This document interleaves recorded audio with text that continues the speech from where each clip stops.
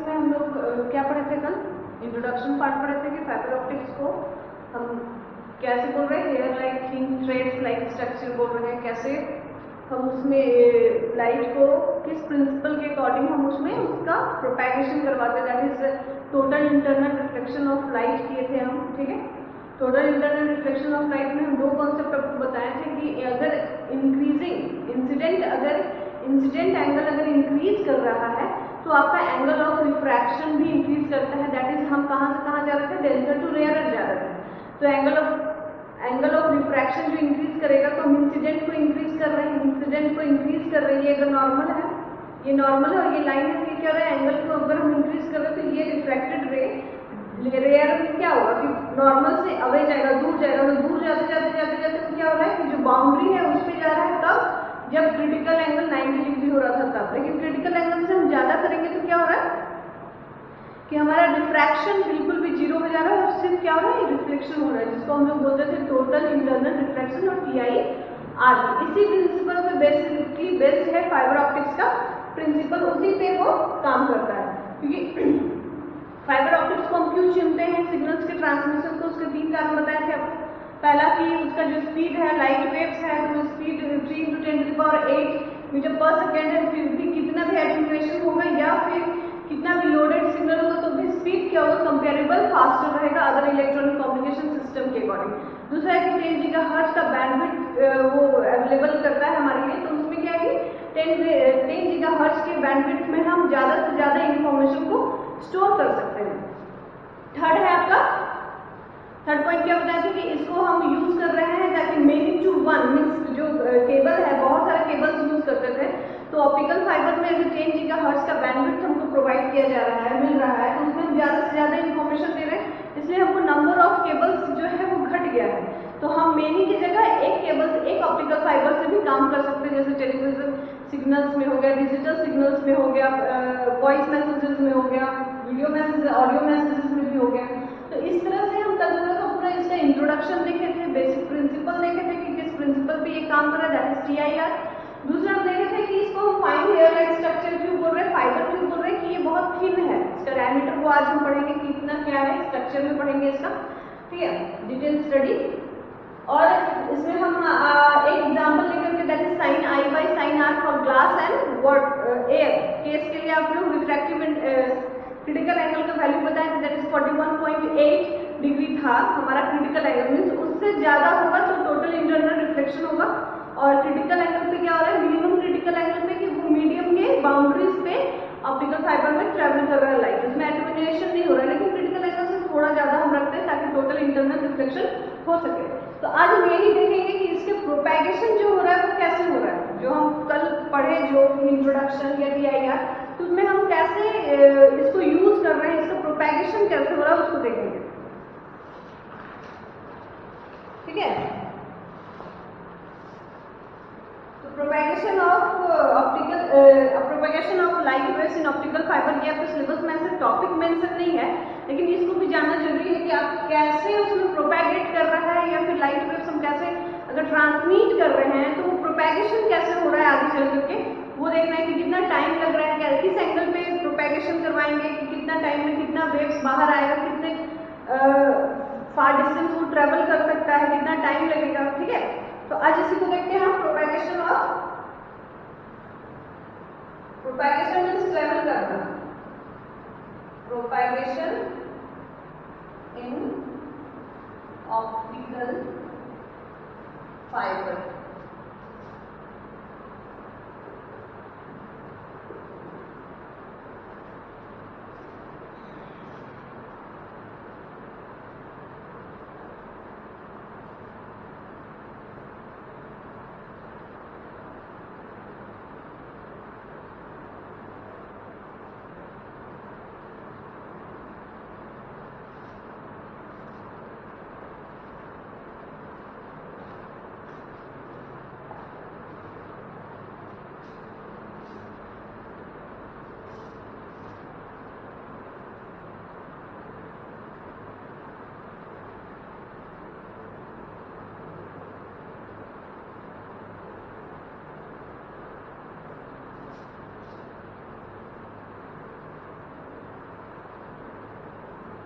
This one is the optical fibre structure भी हम लोग पढ़ेंगे अभी। अब सिर्फ अभी देखिए कि इसकी प्रोपेगेशन कैसे हो रहा है।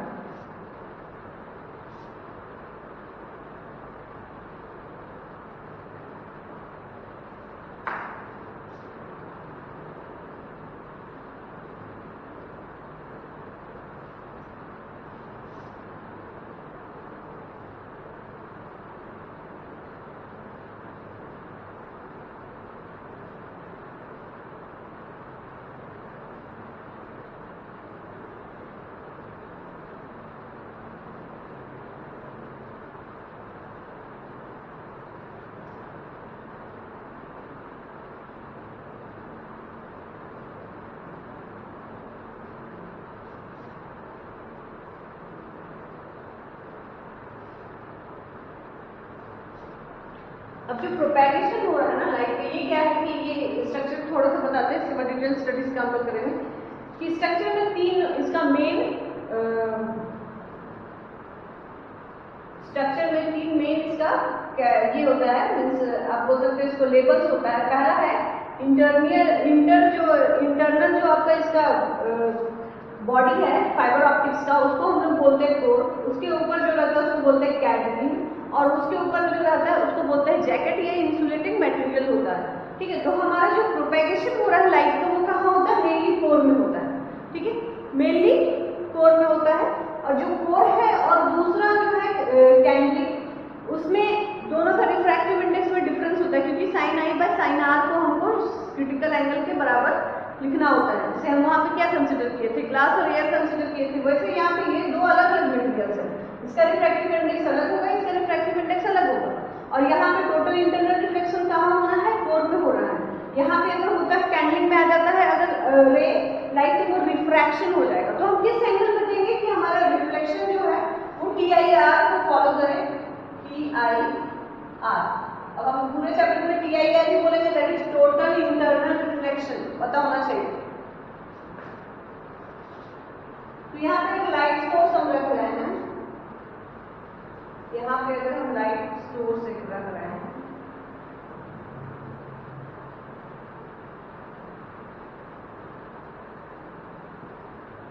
लाइट सोर्स को ऐसे दिखा रहे हैं, ये सिग्नल होता है एक तरह से। तो यहाँ से ये हमारा लाइट सोर्स ऐसे जा रहा है, यहाँ गया, यहाँ से रिफ्लेक्ट होकर कहाँ आएगा? नीचे आएगा, फिर गया, फिर नीचे आया, फिर गया, फिर नीचे आया, फिर जाएगा वैसे, ठीक है। क्या हो रहा है कि मटेरियल अंदर ही इंसिडेंट हो रहा है, रिफ्लेक्ट हो रहा है, इंसिडेंट हो रहा है, रिफ्लेक्ट हो रहा है, क्योंकि ये हो गया इंसिडेंट के लिए रिफ्लेक्टेड, इस इंसिडेंट के लिए ये रिफ्लेक्टेड, फिर ये इंसिडेंट के लिए रिफ्लेक्टेड, इंसिडेंट के लिए रिफ्लेक्टेड, इंसिडेंट के लिए रिफ्लेक्टेड, इंसिडेंट के लिए रिफ्लेक्टेड, ऐसे करके निकल गया। लेकिन अगर हम क्या कर रहे हैं कि अगर दूसरा रे ऑफ लाइट फिर से हम यहाँ पे दे रहे हैं, लेकिन एंगल क्या हो रहा है कि एंगल चेंज कर रहे हैं विद रिस्पेक्ट टू ये जो 4 एक्सिस है, इसको क्या बोलते हैं हम लोग? 4 एक्सिस या एक्सियल,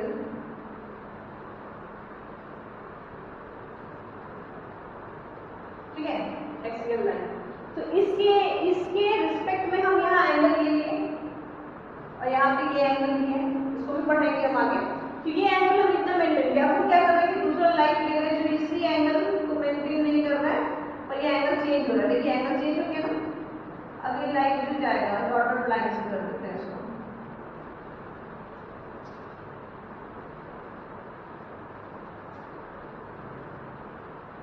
फिर ये ऐसे जाएगा, ठीक है। ये जो लाइट जा रहा है, लाइट सिग्नल, ये सिग्नल क्या हो रहा है कि एंगल अलग है। इस सिग्नल का एंगल इस सिग्नल के एंगल से दोनों सिग्नल्स का एंगल क्या क्या है? अलग अलग है। क्रिटिकल एंगल दोनों सिग्नल्स का अलग अलग है। तो जब एंगल अलग अलग लेंगे, इंसिडेंट एंगल अलग अलग लेंगे, हम क्रिटिकल एंगल अलग लिए साइन आई, तो हम क्या करेंगे यहाँ पे जो पाथ है लाइट का, आप देखिए पाथ क्या हो रहा है? अलग हो गया, डिफरेंशिएट हो गया।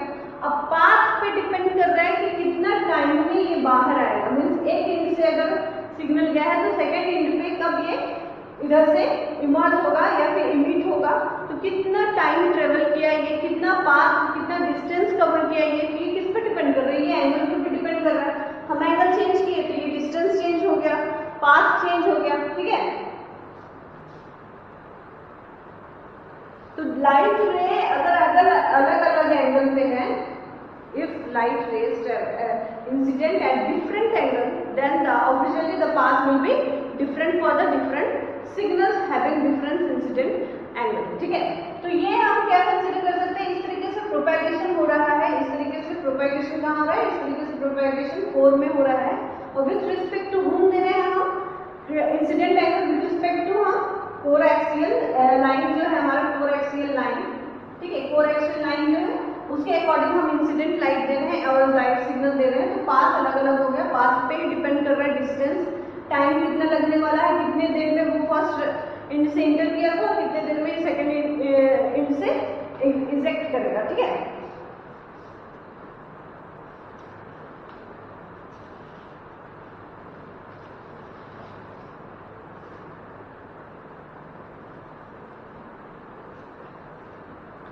ठीक है, तो सम लाइट्स क्या आता है, कुछ लाइट्स का सम लाइट सिग्नल्स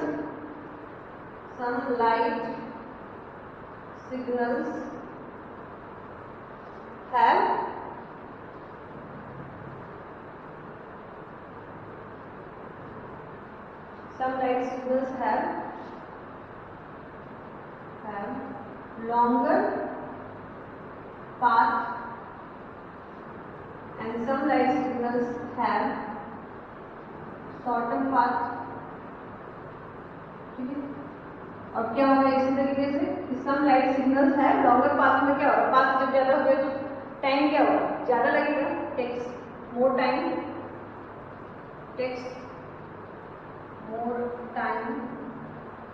टू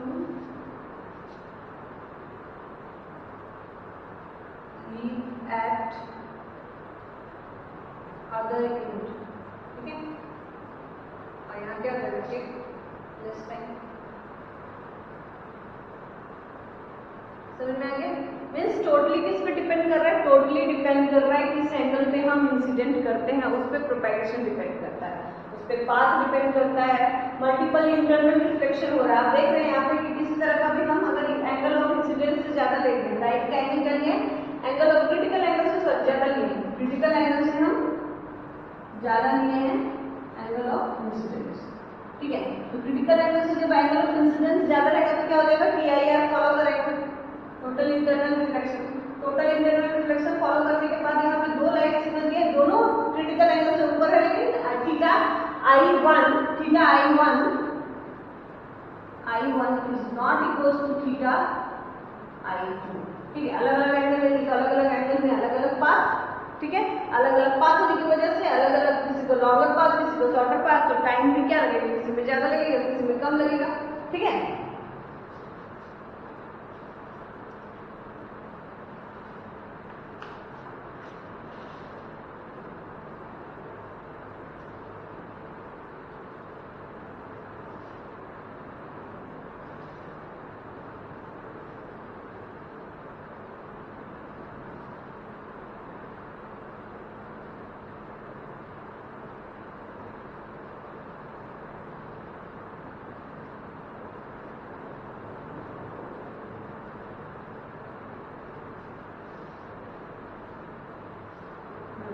अगर और एक चीज कि अगर इस एंगल ऑफ क्रिटिकल एंगल को हम क्या कर रहे हैं, क्रिटिकल एंगल से अगर ज्यादा कर रहे हैं, ठीक है, तो जहां पे हमारा रिफ्रैक्शन होने लगे, रिफ्रैक्शन जीरो ना हो, क्रिटिकल एंगल से ज्यादा करने के बाद रिफ्रैक्शन जीरो हो रहा था, लेकिन क्रिटिकल एंगल से अगर कम रखते हैं, जो कल डायग्राम बताए थे, तो उसमें हमारा क्या होगा, रिफ्रैक्शन 90 डिग्री से कम हो जाएगा। तो जब 90 डिग्री से कम होगा रिफ्रैक्शन, तो क्या होगा कि इस कैंडलिंग में, अगर हम डॉटेड लाइन्स यही आपको बता देते हैं, इस कैंडलिंग में देखेंगे कि आप यहाँ पे कुछ लाइट्स सिग्नल्स आ रहा है, ठीक है, तो सॉलिड लाइन्स के लिए बता देंगे, ये लाइट सिग्नल्स कुछ यहाँ आ रहा है, तो जो ये बाहर आ जा रहा है लाइट सिग्नल क्या है, ये रिफ्रैक्टेड रे है, रिफ्रैक्टेड रेज है, तो ये TIR टोटल इंटरनल रिफ्लेक्शन को फॉलो नहीं कर रहा है, ठीक है, कि टोटल इंटरनल रिफ्लेक्शन को फॉलो नहीं करेगा तो क्या हो रहा है कि जब एनर्जी सोर्स हम दे रहे हैं, तो एनर्जी सोर्स गया, कुछ रिफ्लेक्शन को, कुछ रिफ्रैक्शन, कुछ इंफॉर्मेशन या कुछ एनर्जी क्या हो रहा है, लॉस हो रहा है, फिर कुछ एनर्जी लॉस हो रहा है, फिर कुछ एनर्जी लॉस हो रहा है। तो अगर हम ऐसा बैंडिंग देते हैं लाइट्स को जहाँ पे हर बार एनर्जी लॉस हो रहा है, तो कुछ देर के बाद सिग्नल बिल्कुल भी अंदर क्या हो जाएगा, जीरो हो जाएगा, ठीक है। कुछ देर के बाद जो हमारा इन्फॉर्मेशन है ये सिग्नल वीक हो जाएगा, पूरा जीरो नहीं बोल सकते लेकिन क्या होगा, वीक हो जाएगा। इसलिए हम PIR को फॉलो करते हैं ताकि कम से कम लॉस हो। लॉस मिनिमम क्या हो, जीरो होना चाहिए। मैक्सिमम लॉस क्या होना चाहिए, कि ना होने का मतलब जीरो होना चाहिए, तो प्रॉफिट मैक्सिमम मिलेगा। तो इसलिए हम क्या करते हैं कि यहाँ पे टोटल इंटरनल रिफ्लेक्शन कर रहे हैं, रिफ्रैक्शन को जीरो रख रहे हैं और इसके लिए एंगल को मेंटेन करना बहुत ही इंपॉर्टेंट है। तो ये हो गया प्रोपेगेशन ऑफ ऑप्टिकल फाइबर, ठीक है। ये हो गया propagation of in optical fibre, किसका, लाइट सोर्सेस का, ठीक है। एक साथ हम बहुत सारे लाइट को ट्रेवल करा सकते हैं, जिससे सबका टाइम क्या होगा, अलग अलग होगा, बैंडविड्थ भी ज्यादा है, टाइमिंग अलग अलग होगा, एंगल अलग अलग रखेंगे, तो कितना सारा सिग्नल एक साथ जा सकता है एक सिंगल ऑप्टिकल फाइबर की तरफ। ऐसे हम बंचेस ऑफ ऑप्टिकल या bundles of optical fibre use करते हैं कोर के अंदर। कोर के अंदर एक, ये हम आपको बताया सिर्फ एक ऑप्टिकल फाइबर का स्ट्रक्चर बताया, समझ लीजिए। लेकिन अगर यहाँ बंडल ऑफ ये रखा हुआ है, बंचेस रखा हुआ है ऑप्टिकल फाइबर का, ग्लास का है, तो हर ग्लास से क्या होगा, रिफ्लेक्शन होगा उतना ज्यादा।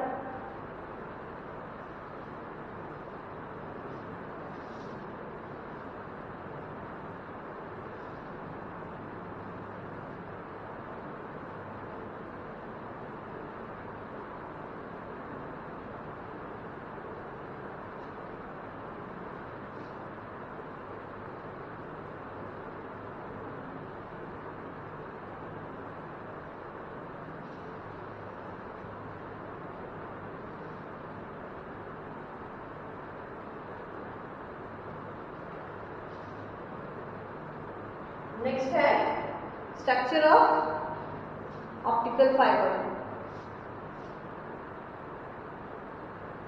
Structure of optical fibre, that is construction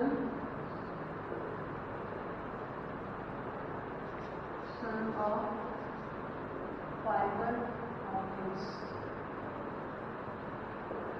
structure करो, कंस्ट्रक्शन करो, सभी के लिए।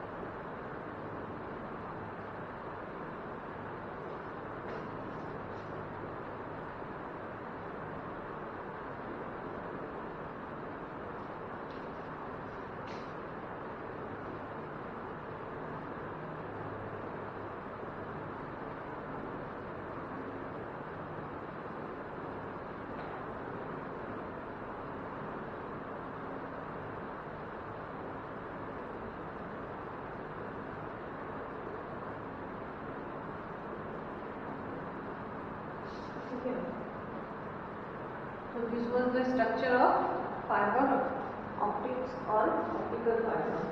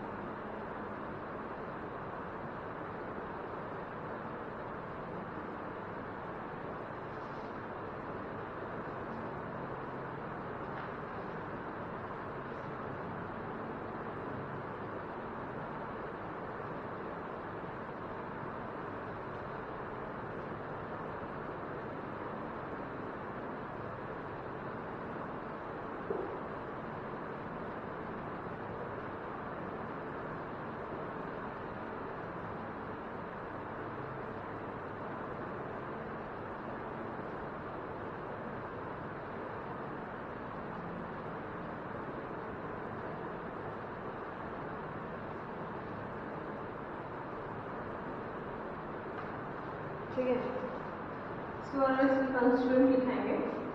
तो बेसिकली क्या है स्ट्रक्चर ऑफ ऑप्टिकल फाइबर और कंस्ट्रक्शन ऑफ ऑप्टिकल फाइबर में तीन मेन बेसिक लेवल्स है। पहला हो गया interior core structure that is called core, उसके ऊपर एक लेवल हो गया दैट इज कॉल्ड क्लैडिंग, और नेक्स्ट सबसे बाहर जो आप देख पाते हैं नेकेड आइज से ऊपर से cover that is called protective और स्किन और इंसुलेटिंग और जैकेट, प्रोटेक्शन जैकेट जिसको बोलते हैं। ठीक है, तो कोर में क्या होता है, कोर में बहुत सारा बंचेस रहता है ऑप्टिकल फाइबर्स का। बहुत सारा बंचेस कहने का मतलब कि बहुत सारे जो ऑप्टिकल फाइबर वो किससे बने हुए हैं, optical fibres are made up of glass और प्लास्टिक्स। ठीक है, ग्लास पीसेस या फिर प्लास्टिक के पीसेस से बने रहते हैं, मटेरियल से बने रहते हैं optical fibre. Hair like thin structure या थ्रेड लाइक थिन स्ट्रक्चर बता रहे हैं। कैसा structure, hair like thin structure, hair like thin structure. ठीक है, तो इस तरह का स्ट्रक्चर इस कोर में रहता है। लाइट सिग्नल जो है वो ट्रांसमिटेड कहाँ हो रहा है, सिर्फ कोर में। अभी जो प्रोपेगेशन ऑफ लाइट इससे पहले जो आपको पढ़ना है जिसमें रेस ट्रेवल कर रहा था, वो रेस कहाँ ट्रेवल कर रहा था, इसके अंदर, ये एक्सिस से यहाँ तक, बस ये यहाँ से यहाँ तक ट्रेवल कर रहा था, है ना। ठीक है, यहाँ से यहाँ ट्रेवल कर रहा था कोर के इंटीरियर में। फिर उसके बाद एक एक्सटर्नल डायमीटर हो गया, उसका थिकनेस है वो बताएंगे कितना है। तो ये हो गया कोर एक्सिस, लाइट इसके अंदर ट्रेवल करेगा। क्लैडिंग का क्या हो जाता है, तो क्लैडिंग का आपका जो रिफ्रैक्टिव इंडेक्स है वो बहुत कम होता है कि कोर के कंपेयर में। क्यों, क्योंकि ये क्या करता है, रिफ्लेक्टर की तरह काम करता है जो लाइट को अंदर कोर में ही मेंटेन रखता है और कुछ स्ट्रेंथ भी प्रोवाइड करता है, that is mechanical strength provide करता है कोर को, टेम्परेचर से बचाना, किसी तरह का मैकेनिकल प्रेशर या स्ट्रेंथ से बचाना। तो ये कुछ ही स्ट्रेंथ इसको प्रोवाइड कर रहा है। नेक्स्ट है प्रोटेक्टिव स्क्रीन और ये इंसुलेटिंग या जैकेट। ये क्या है, ये बाहर का स्ट्रक्चर है जो हार्ड मटेरियल का होता है, क्योंकि इसको क्लैडिंग को बचाना है और क्या करना है, मैकेनिकल स्ट्रेंथ से बचाना है। आप अंडरग्राउंडिंग कर रहे हैं तो इतने हेवी व्हीकल्स क्या होता है, अंडरग्राउंड अर्थ के रोड पर से जा रहा है, या फिर जहाँ फाइबर ऑप्टिक्स है वो किनारे किनारे रोड के पीछे रहते हैं ना जनरली, तो उसमें क्या हो रहा है कि उस स्ट्रेंथ, मैकेनिकल स्ट्रेंथ से भी बचाना है। दूसरा, किसी तरह का चार्जिंग ये बाहर ना शो करे, उसके लिए इसको इंसुलेटिंग भी रखते हैं, मॉइस्चर से बचाना है, सारी चीजों से, जो बाहर की चीजों से जो इसको हार्म ना करे, इसलिए हम क्या करते हैं इसको, इसलिए इसको प्रोटेक्टिव स्क्रीन या इंसुलेटिंग या जैकेट भी बोला जाता है। तो मेनली ये स्ट्रक्चर हो गया।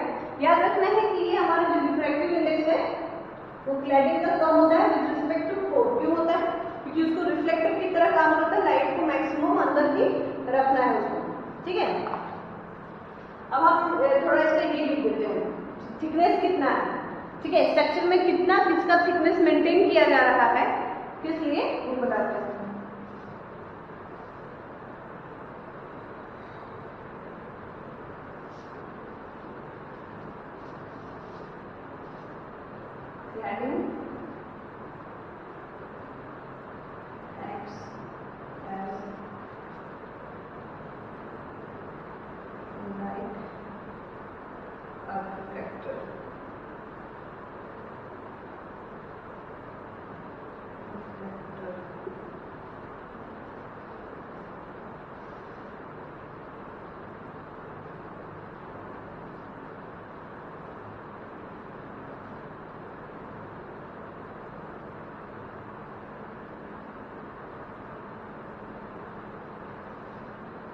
ठीक है, तो ग्लास जो मटेरियल बना रहे हैं उसको सिलिका भी बोलते हैं, लेकिन जब इसको हम बना रहे हैं तो क्या करते हैं कि ग्लास या फिर प्लास्टिक को मोल्टेन स्टेज में रखते हैं, दैट इज मेल्टिंग रहता है, पूरा मेल्ट रहता है।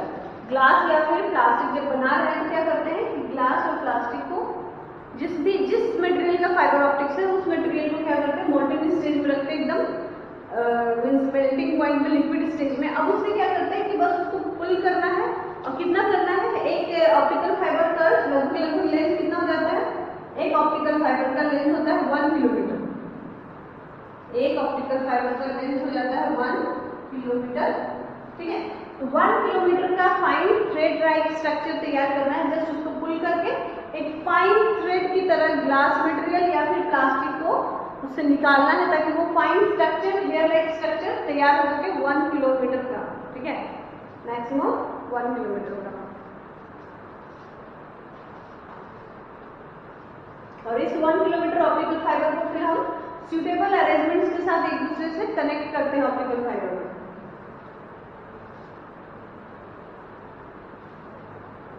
और ग्लास क्या है, ग्लास ऐसे भी पता है कि ग्लास का रिफ्रैक्टिव इंडेक्स ज्यादा होता है, glass is more superior than the plastics, ठीक है, फॉर कैरिंग सिग्नल्स।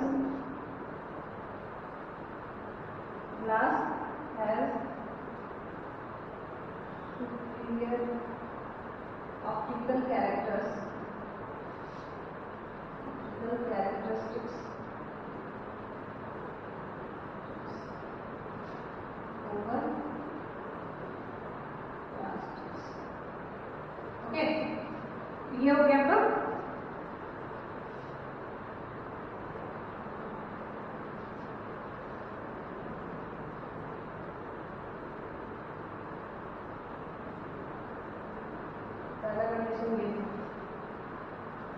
दूसरा कंडीशन, एक और कंडीशन दिखा देते हैं।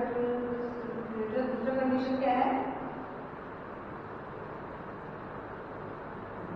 जो बता चुके हैं हम इससे पहले वाला टॉपिक में, that is angle of incidence theta is greater than angle of critical angle. जब कंडीशन याद रखना है, तो कंडीशन से हमारा फाइबर ऑप्टिक्स इस दो प्रिंसिपल पे काम कर रहा है, ठीक है। तो ये पॉइंट्स हो गए, ये कंडीशन हो गया। अब डायमेंशन हम लिख रहे हैं, डायमेंशन ये भी लिखते हैं।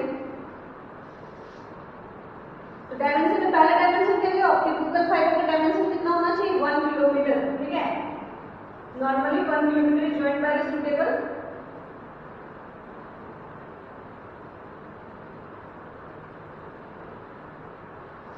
Core diameter from this to this. Core का डायमीटर कहां से कहां होना चाहिए, ठीक है, कोर का डायमीटर होना चाहिए आपका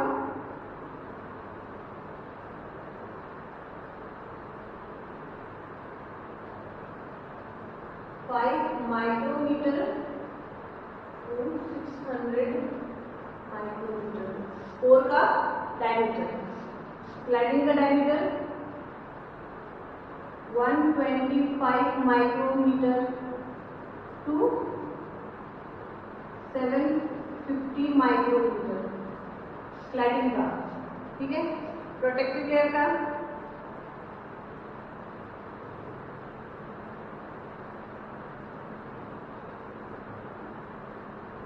30 to 50 माइक्रोमीटर।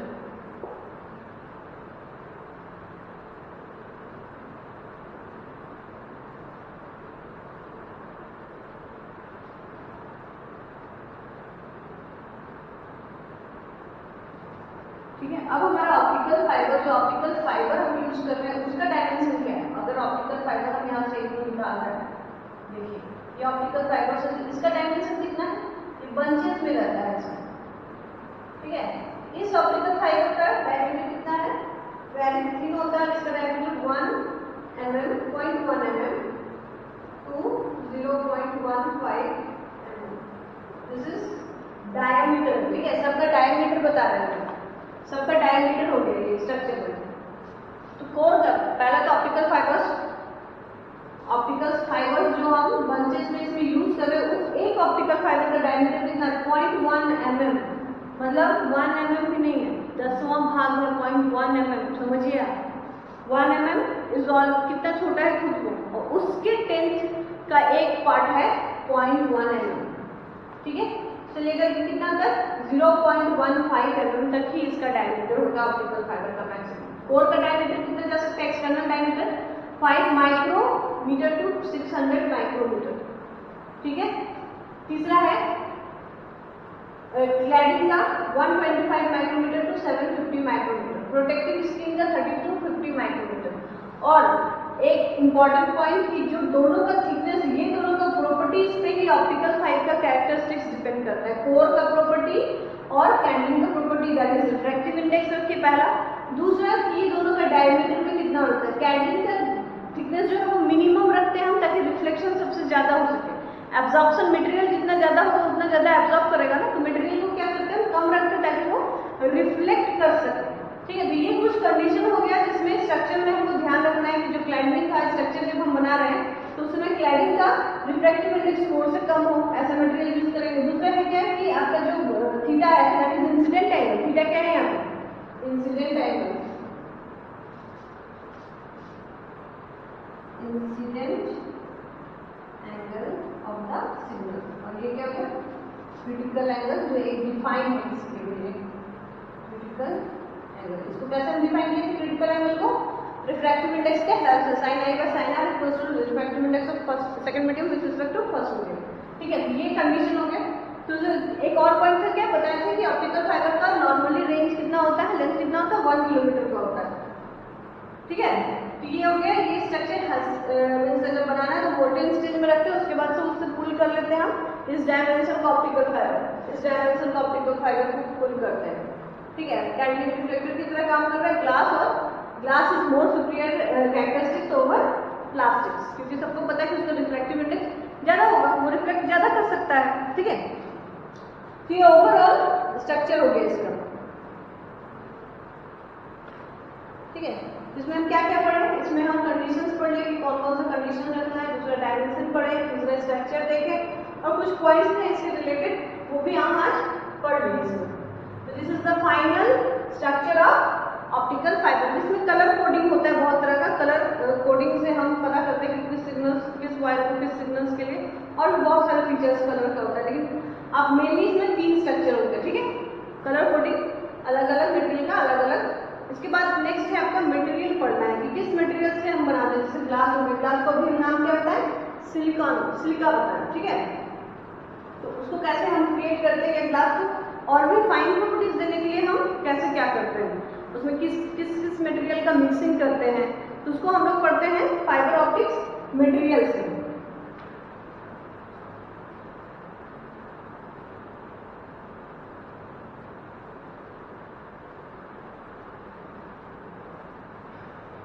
ठीक है। तो नेक्स्ट टॉपिक क्या होगा हमारा? Fibre optics material. इसको रफ कर लेते हैं, structure of optical fibre.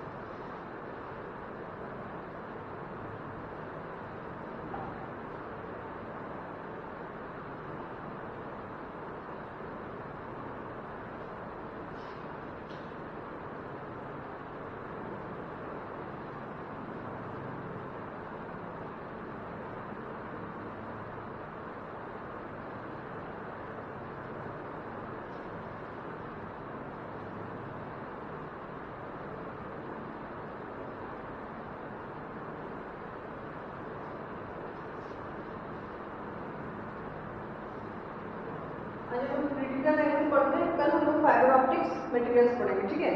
Critical angle आज पढ़ते हैं, कल हम लोग फाइबर ऑप्टिक्स मटेरियल्स पढ़ेंगे। क्रिटिकल एंगल तो आप पढ़ चुके हैं ऐसे भी। क्रिटिकल एंगल में क्या कर रहे हैं हम कि 90 डिग्री से एंगल से उसको ज़्यादा करना है, रिफ्रैक्टिव इंडेक्स को ज़्यादा करना है।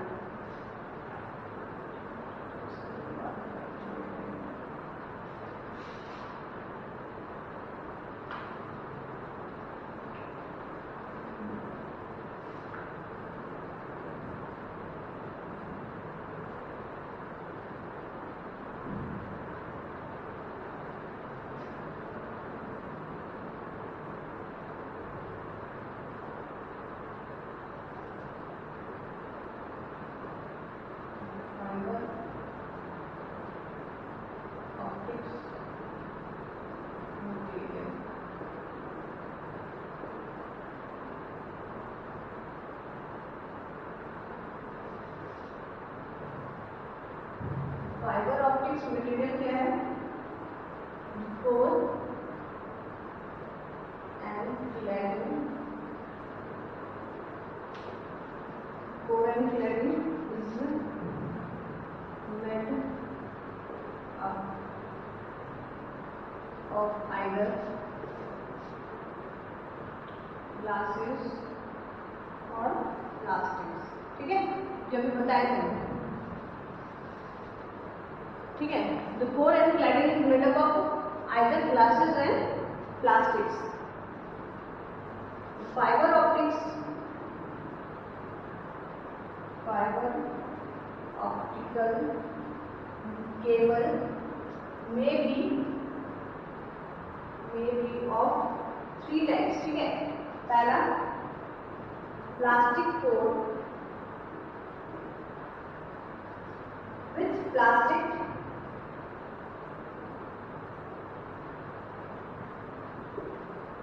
क्लैडिंग। मटेरियल अलग अलग यूज करेंगे तभी रिफ्लेक्ट, अगर दोनों प्लास्टिक यूज करेंगे तो रिफ्लेक्टिव इंडेक्स क्या होगा, दोनों का सेम हो जाएगा, इसलिए मटेरियल में मिक्सअप करेंगे हम, ताकि प्लास्टिक कोर और प्लास्टिक कैडिंग में रिफ्लेक्टिव इंडेक्स में कुछ डिफरेंस आए। दूसरा है glass core with plastic cladding. Third point है glass core with glass cladding, ठीक है। इस तरीके से 3 मटेरियल को हम यूज कर रहे हैं। मटेरियल्स को क्या यूज कर रहे हैं, कितनी फाइबर ऑप्टिक्स बनाने के लिए 3, या तो प्लास्टिक का कोर होना चाहिए प्लास्टिक का क्लैडिंग के साथ, दूसरा ग्लास कोर प्लास्टिक क्लैडिंग के साथ, तीसरा glass core with glass cladding के साथ। आप देखिए यहाँ पे ग्लास को हम इंटर में रख रहे हैं, प्लास्टिक को बाहर रख रहे हैं। ऐसा नहीं कि कोई भी ऐसा केस नहीं जिसमें प्लास्टिक बाहर और क्लैडिंग में हम ग्लास को यूज कर रहे हैं, ठीक है। तो ये 3 स्ट्रक्चर हम यूज करते हैं फाइबर ऑप्टिक्स को बनाने के लिए।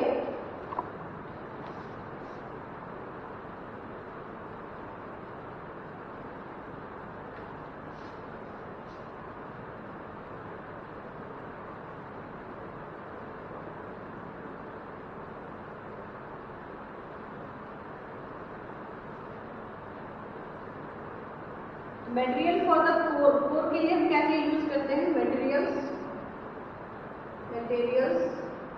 For core. कोर के लिए कौन कौन सा मटेरियल यूज कर रहे हैं, made up from oxynitrate glass इटाइसिन या फिर conventional glasses. Conventional glasses include क्या क्या इंक्लूड कर रहा है, सिलिकेट ग्लास और फ्लोराइड ग्लास और zinc fluoride glass, KCl glasses, ठीक है। तो these are the materials for the core. Core के लिए हम क्या कर रहे हैं, ग्लास को सिंपली मिक्स कर रहे हैं कुछ मटेरियल के लिए ताकि उसका इनहेंस कर सके प्रॉपर्टीज को। तो उसमें क्या क्या करें, ऑक्सीनाइज्ड ग्लास, कन्वेंशनल ग्लास में 3-4 तरह का यूज करें, that is silicate glass, fluoride glass, zinc chloride glass और case steel. Means glass material के साथ साथ हम ये सबको मिक्सिंग कर रहे हैं, है ना, इनहेंस करने के लिए प्रॉपर्टीज को। और दूसरा चीज है कि ये हम प्रॉपर्टीज को इनहेंस करके क्या कर रहे हैं, यहाँ पे लाइट यूज करने का, लाइट सिग्नल यूज करने के लिए, याद है आपको हम स्पेक्ट्रम पढ़ाए थे। स्पेक्ट्रम में हम क्या बताए थे, जब लाइट चैप्टर पढ़ा रहे थे कि सारा का सारा लाइट है, कुछ विजिबल रेंज में है, कुछ इनविजिबल रेंज में। तो यहाँ पे हम ये सबको इंफ्रारेड रेडिएशन को ट्रांसफर करने के लिए रखते हैं, इंफ्रारेड रेडिएशन, ठीक है, इंफ्रारेड रेडिएशन को हम ट्रांसफर करने के लिए रखते हैं, ठीक है। तो इंफ्रारेड रेडिएशन का क्या है, फ्रीक्वेंसी कहाँ है, फ्रीक्वेंसी विजिबल से नीचे है, इंफ्रारेड, रेड से भी नीचे, दैट इज इंफ्रारेड, वायलेट से ऊपर, दैट इज अल्ट्रावायलेट। तो इंफ्रारेड का रेडिएशन को यूज करके क्या है, फ्रीक्वेंसी बहुत कम है, फ्रीक्वेंसी किससे कम है, frequency of infrared is less than frequency of visible also. जब फ्रीक्वेंसी कम होगा तो क्या होगा, जब फ्रीक्वेंसी कम होगा तो एनर्जी कम हो जाएगा, तो एनर्जी कम हो रहा है, तो एनर्जी कम होने की वजह से जो मटेरियल के थ्रू सिग्नल पास करेगा उसको कम से कम आयोनाइज करेगा। क्या बताया, जब भी एनर्जी किसी के थ्रू पेनिट्रेट कर रहा है, जैसे एक्सरे में बताया था कि एक्सरे किसी के थ्रू पेनिट्रेट करेगा मैटर के थ्रू, तो वो आयोनाइज कर देता है, मींस प्लस माइनस में चीजों को तोड़ देता है। तो उसके लिए क्या लग रहा है, एनर्जी लग रहा है। तो एनर्जी को जब वो यूटिलाइज करो तो एनर्जी क्या होगा, कुछ तो कम होगा ना, एक्यूमुलेशन होगा, लॉस होगा एनर्जी को। उस लॉस से बचने के लिए हम क्या यूज करते हैं, इंफ्रारेड रेडिएशन को लाइट सिग्नल की तरह यूज कर रहे हैं। लाइट बोलने का मतलब यहाँ विजिबल लाइट बिल्कुल भी नहीं है, ठीक है। तो इंफ्रारेड रेडिएशन का फ्रीक्वेंसी विजिबल से कम है और ये कोर स्ट्रक्चर के लिए मटेरियल हम इसको यूज करते हैं।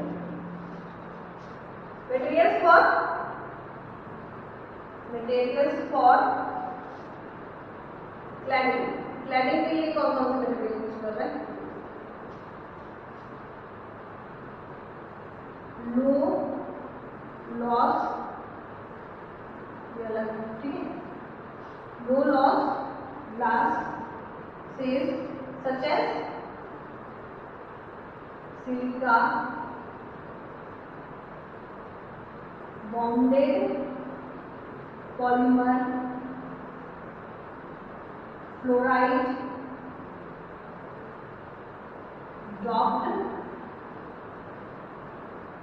सिंथेटिक। डॉपिंग बताया कि याद है, सेमीकंडक्टर में डॉपिंग मतलब किसी चीज का मिक्सिंग करना है। तो वैसे ही हम प्योर सिलिकॉन के साथ, सिलिका के साथ क्या कर रहे हैं, किसको मिक्स कर रहे हैं, फ्लोराइड इज डॉप्ड विद, और सिंथेटिक फ्लोराइड को उसमें डाल रहे हैं सिलिका के साथ, या फिर बॉन्डेड पॉलीमर को। क्लैडिंग को बनाने के लिए ये मटेरियल्स को हम यूज कर रहे हैं। आप सिंपली देखिए, ग्लास यूज नहीं कर रहे हैं, उसके साथ हम किसी न किसी मटेरियल को मिक्स कर रहे हैं, जिसकी वजह से उसको डॉप्ड सिंथेटिक भी बोल रहे हैं हम, ठीक है। ये क्यों करते हैं, ये हम प्रॉपर्टीज को इनहेंस करने के लिए करते हैं। जैसे एलॉय बनाते हैं, एलॉय में क्या होता है, प्रॉपर्टीज को इनहेंस करने के लिए हम अपने अकॉर्डिंग उसमें मिक्स करते हैं।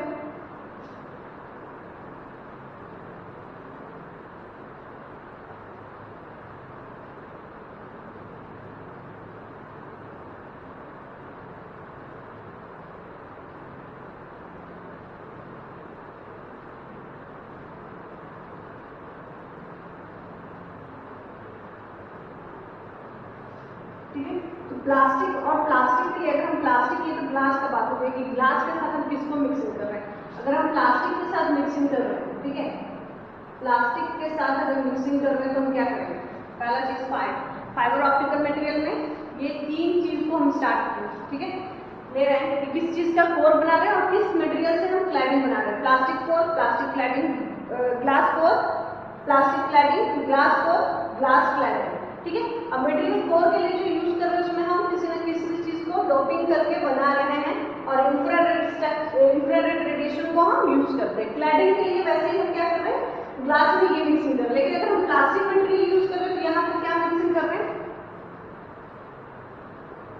कोर क्या हो जाता है, प्लास्टिक का अगर कोर रहेगा तो ये हो जाएगा आपका पॉलीएस्टेरेलीन, ठीक है। और क्लैडिंग किस चीज का हो जाएगा, cladding is made up of silicon और टेफ्लॉन, सब मटेरियल है ये सब, ठीक है। तो ये प्लास्टिक के लिए यूज कर रहे हैं, और भी बहुत सारा सिलिकॉन को हम सिलिकॉन ऑक्साइड की तरह मिक्स करके तो फिर बनाते हैं उसको। तो प्लास्टिक मटेरियल यूज कर रहे हैं तो पॉलीस्टीरीन का ग्लाइडिंग यूज करेंगे, उसका कोर पॉलीस्टीरीन का ग्लाइडिंग यूज करेंगे, तो सिलिकॉन और टेफ्लॉन मटेरियल का यूज करेंगे अगर प्लास्टिक कर रहे हैं तो। और अगर ग्लास कर रहे हैं तो ये मिक्सिंग हो रहा है ग्लासेस का। और अभी हम बताए थे प्रॉपर्टी की ग्लासेस का सुपीरियर कैरेक्टरिस्टिक्स है रिफ्रैक्टिव इंडेक्स का in comparison with the plastic. तो हम क्या करते हैं कि ग्लास का जब इंटरनल रिफ्लेक्शन पावर बहुत ज्यादा है प्लास्टिक के कंपेयर में, तो वो लॉन्ग डिस्टेंस ट्रेवल कर सकता है, एटेन्यूएशन कम होगा, लॉस कम होगा। तो लॉन्ग डिस्टेंस के लिए हम क्या करते हैं, लॉन्ग डिस्टेंस के लिए हम ग्लास को प्रेफर करते हैं, ठीक है। और शॉर्ट डिस्टेंस के लिए प्लास्टिक को प्रेफर करते हैं। लेकिन प्लास्टिक का एक क्वालिटी है कि वो फ्लेक्सिबल होता है, ग्लास फ्लेक्सिबल नहीं होता, वो ब्रेकेबल होता है। तो फ्लेक्सिबिलिटी के लिए हम प्लास्टिक यूज करते हैं, लॉन्ग डिस्टेंस के लिए हम ग्लास यूज कर रहे हैं, क्योंकि ग्लास की प्रॉपर्टी प्लास्टिक के प्रॉपर्टी से ज्यादा इनहेंस है, पहला पॉइंट। दूसरा पॉइंट कि पूरा का पूरा दो मटेरियल पे डिपेंड करता है ऑप्टिकल फाइबर का कैरेक्टरिस्टिक्स। वो मटेरियल कौन कौन सा है, वो मटेरियल मेरे पास कोर है और वो मटेरियल मेरे पास क्लैडिंग है। तो ये मटेरियल्स यूज करते हैं हम किस तरह के स्ट्रक्चर जो बना रहे हैं उसके लिए, उसकी प्रॉपर्टी को इनहेंस करने के लिए। लेकिन ग्लास क्या होता है, वो कॉस्टली आता है थोड़ा in comparison with the plastics, ठीक है, क्योंकि उसकी जो प्रॉपर्टीज है वो फाइन हो जाती है, बहुत ज्यादा फाइन हो जाता है। तो हम किसी तरह का मटेरियल मिक्स करते हैं इसकी फ्लेक्सिबिलिटी और ड्यूरेबिलिटी को इनहेंस करने के लिए, ठीक है। ये हो गया आपका पूरा का पूरा ऑप्टिकल फाइबर मटेरियल्स।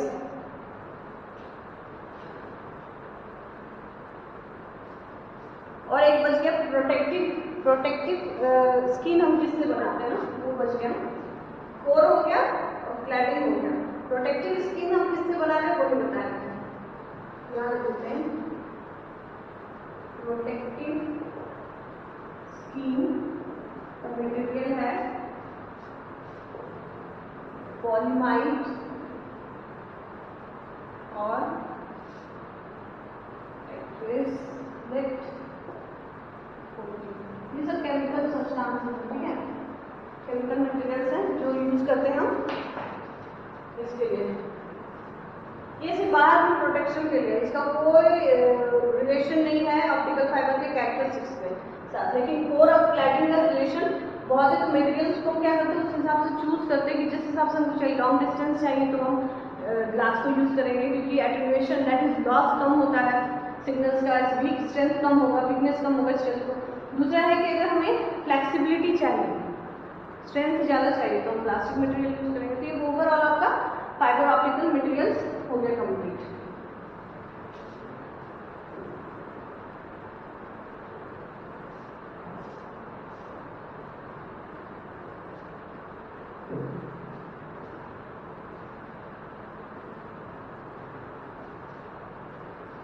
ठीक है, तो सिर्फ लाइट सिग्नल भेजने का मतलब ये नहीं है कि रेड लाइट भेज रहे हैं, व्हाइट लाइट भेज रहे हैं या फिर वायलेट लाइट भेज रहे हैं। इंफ्रारेड रेडिएशन भी भेजते हैं हम, रेडियो वेव्स भी भेजते हैं हम, लेकिन हम कभी अल्ट्रावायलेट वेव्स नहीं भेजते, ठीक है। इसकी फ्रीक्वेंसी बहुत ज्यादा है, तो वो क्या करेगा, आयनाइज करता जाएगा मटेरियल्स को, बल्क मटेरियल को क्या कर देगा, आयनाइज कर देगा। और आयनाइजेशन में जो एनर्जी यूज होगा वो सिग्नल को क्या करेगा, सिग्नल को वीक करेगा, ठीक है। तो अब कल हम लोग क्या पढ़ेंगे, कल हम critical angle, acceptation angle, numerical aperture और भी बहुत सारे जो टॉपिक्स हैं आगे इसमें वो कैरी करेंगे फाइबर ऑप्टिक्स में।